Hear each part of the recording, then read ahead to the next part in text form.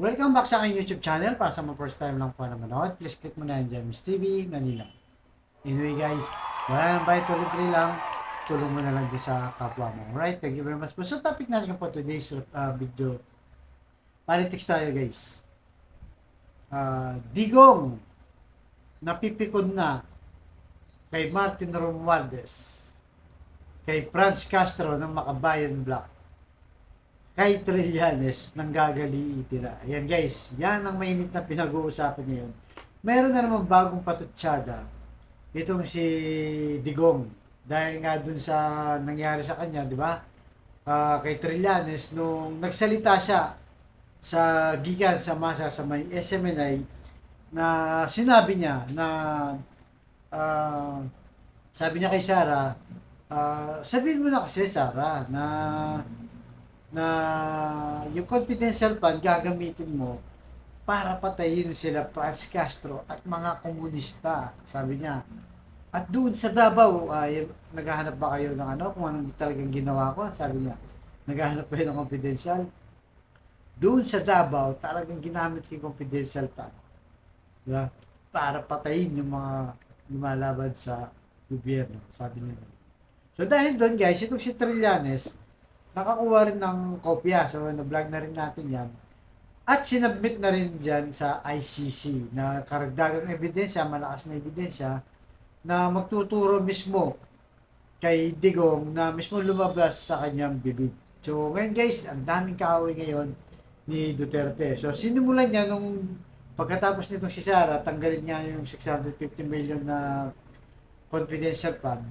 Binanatan kaagad itong si Martin Romualdez. Diba?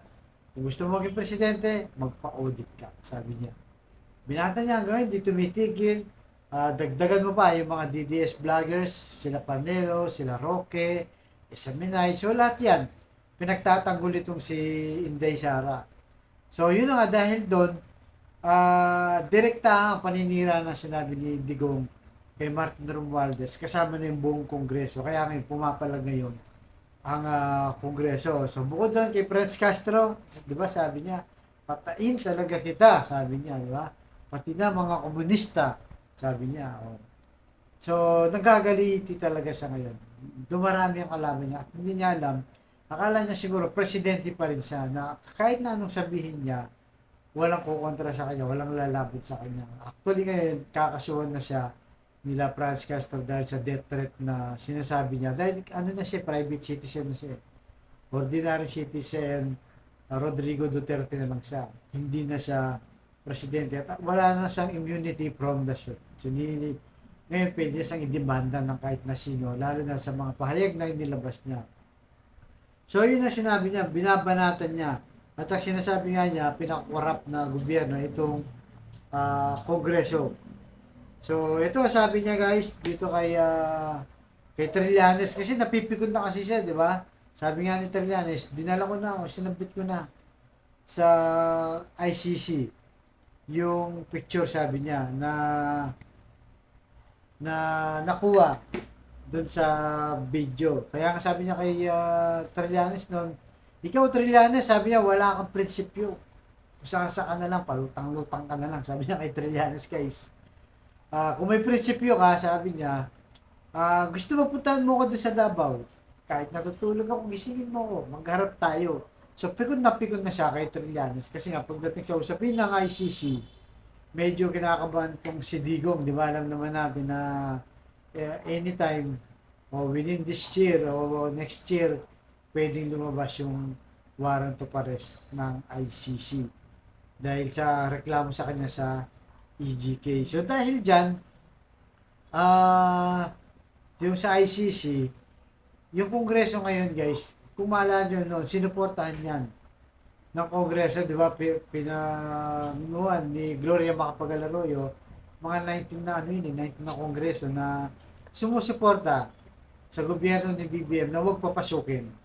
Huwag lang makipag-communicate sa ICC. Suportado ng Kongreso yan.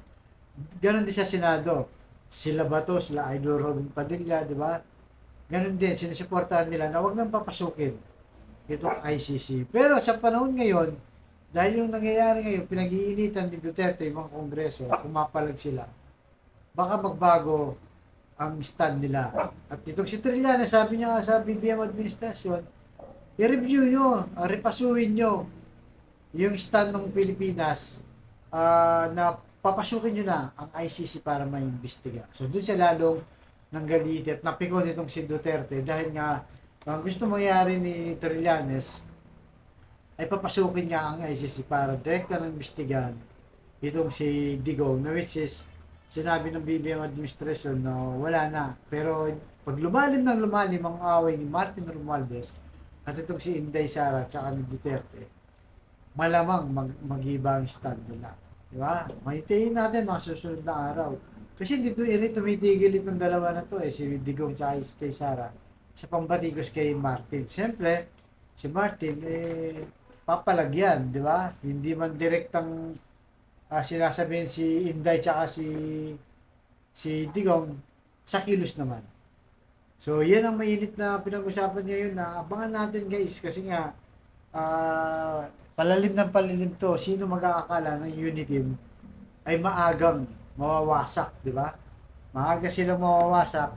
Gawa nga ng gawa nga ng usapin sa confidential pa na ngayon tumitira itong si Digong. Hindi tumitigil guys ha. Akala niya siguro presidente pa siya.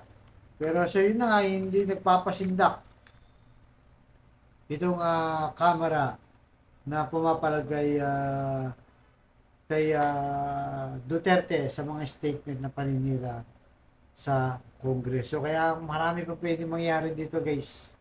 Kasi napapansin ni Duterte, halos nakakalaban niya lahat eh. Diba? Si Martin Romualdez, buong Kongreso, at itong Makabayan Black, at itong si Trillanes, di ba? Sa ICC naman ang pakin nito para may pakulong o lumabas ang Juanito Perez dito kay Duterte. So, abangan natin guys, mas lalalim pa to. Mas malalim pa to mangyayari sa kanila. So, yan ang abangan natin. Maraming salamat po at abangan nyo sa susunod na. Thank you very much.